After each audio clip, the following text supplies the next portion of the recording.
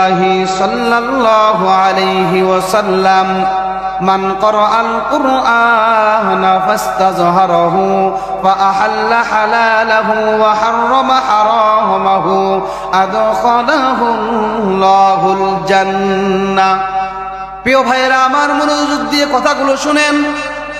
যদি আপনার সন্তান কোরআনে হাফেজ হয়, আমার সন্তান কোরআনে হাফেজ হয়, আল্লাহ রব্বুল আলামিনের নবী বলেন কোরআনে হাফেজের মর্যাদা কি রয়েছে।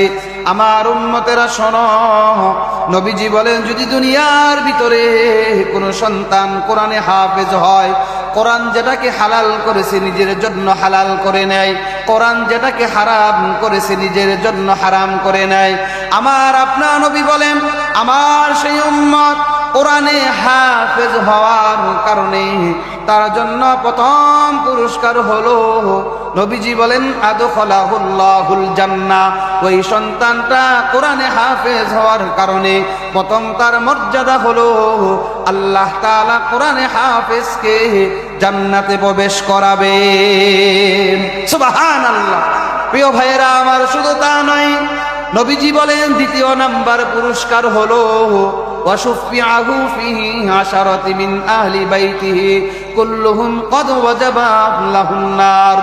নবীজি বলেন দুই নাম্বার হলো যদি সন্তান কোরআনে হাফেজ হয়, দ্বিতীয় নাম্বার মর্যাদা আমার আপনার নবী বলেন আল্লাহ রব্বুল আলামিন একজন কোরআনে হাফেজকে এমন একটা পাওয়ার দিবেন, এমন একটা মর্যাদা দিবেন, এমন একটা সম্মান আল্লাহ রব্বুল আলামিন জান্নাতের ভিতরে দিবেন।